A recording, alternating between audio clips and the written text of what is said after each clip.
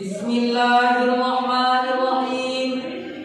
Assalamualaikum warahmatullahi wabarakatuh. Waalaikumsalam warahmatullahi wabarakatuh. Alhamdulillahilladzi anzala al-Qur'an hudan lin-nasi wa bayyinatin minal huda wal furqan. Assalatu wassalamu 'alal khairil insan wa 'ala alihi wa sahbihi ila yaumil bayan. Amma. Yang pertama-tama dan yang paling utama, marilah kita panjatkan puja serta puji syukur kehadirat Allah Subhanahu wa taala yang telah memberikan kita semua nikmatnya, mulai dari nikmat kesehatan, nikmat kekuatan, terlebih-lebih lagi nikmat iman wal Islam.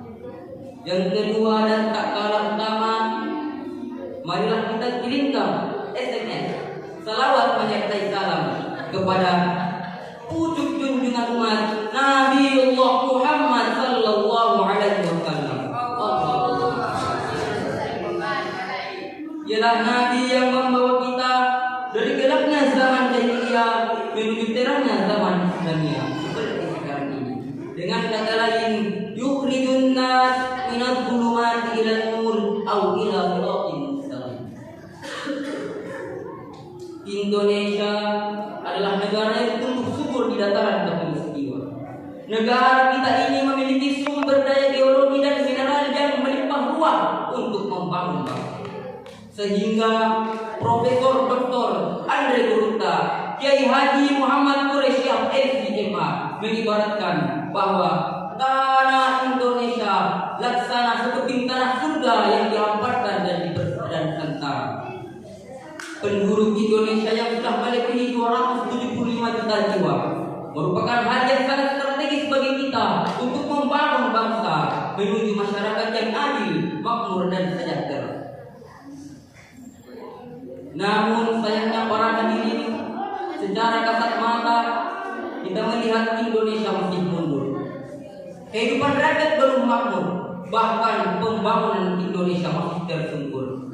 Akibatnya kita tertinggal jauh oleh bangsa-bangsa lainnya. Amerika Serikat sudah mampu pergi ke luar angkasa, sementara kita masih di rumah saja. Jepang sudah mampu membuat rumah kaca anti gempa, sementara kita masih bingung besok malam mau makan apa.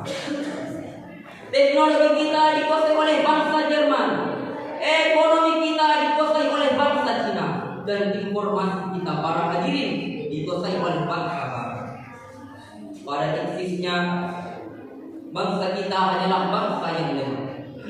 Sedangkan bangsa yang lemah para hadirin hanya menjadi bangsa peniru yang menonton dan menggantungkan diri kepada bangsa maju lainnya. Demikian ungkapan Ibnu Khaldun dalam bukunya yang berjudul Al-Quran. Hadirin, latar belakang inilah yang menggugah hati saya untuk membahas tentang hal ini, dan saya akan berikan solusi dan petua yang akurat di Al-Quran yang saya kemas secara rapi, yang saya bahas secara dalam dengan judul ceramah saya, memperkuat spiritualitas menuju Indonesia Tangguh. Dengan landasan Al-Quran yang termaktub dalam Quran surah Al-Qasas ayat 77 yang berjudul Bismillahirrahmanirrahim. Wabtaghi fima ataka Allahu ad-daral akhirata wa la tansa nasibaka minad dunya wa ahsin kama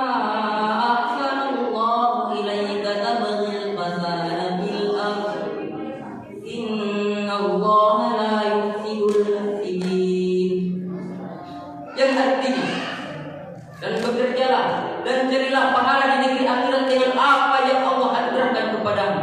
Tetapi janganlah engkau melupakan bagian di dunia dan berbuat baiklah sebagaimana Allah berbuat baik kepadamu, dan janganlah kamu berbuat kerusakan di mukamu.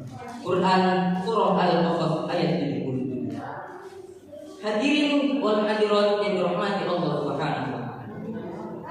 Di dalam kitab tafsir Al-Qur'an Al-Karim karya Imam Jalil Al-Hafidz Imamuddin bin Abi Al-Fida Ismail bin Umar bin Katsir, jilid ketiga halaman 506, menjelaskan bahwa Allah Subhanahu wa taala memberikan kita kebebasan dalam bekerja, dan semua nikmat yang Allah berikan haruslah kita manfaatkan, kita syukuri agar mendapatkan ridha Allah SWT.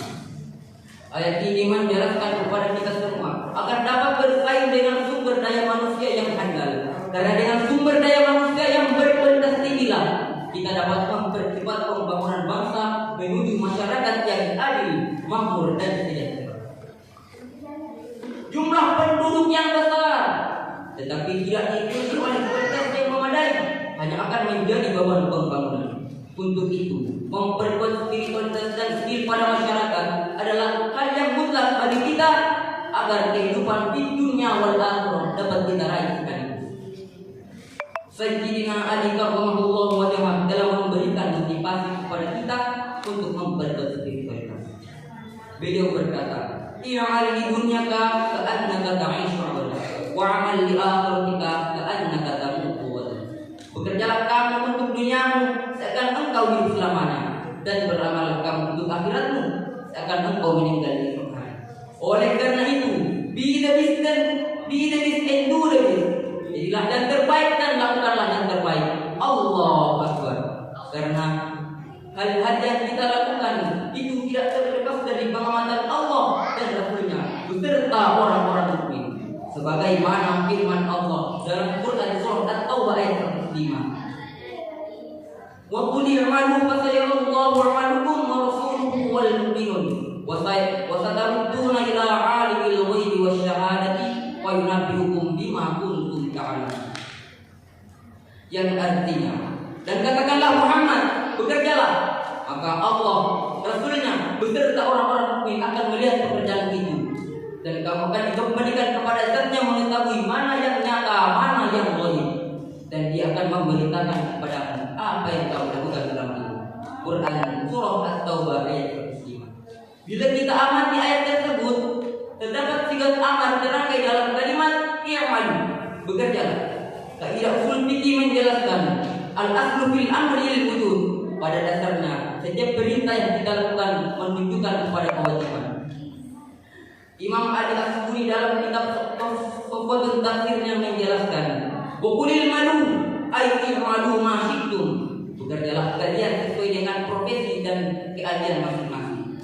Oleh sebab itu, tidak ada kebahagiaan yang kita dapat dengan berpangku tangan. Tidak ada keberhasilan yang kita dapat dengan simsalabim abda-abda. Semua kemalasan hanya akan mendatangkan untayan air mata dan derita. Seperti kata pepatah Arab, al-kasalu la yu'tamul kasal. Insan yang pemalas tidak akan merasakan manisnya malu, melainkan akan tenggelam dalam pahitnya empedu. Mungkin ini saja ceramah singkat yang dapat saya sampaikan. Kurang dan lebihnya mohon dimaafkan. Allahumma fi ila aqwamit thoriq. Assalamu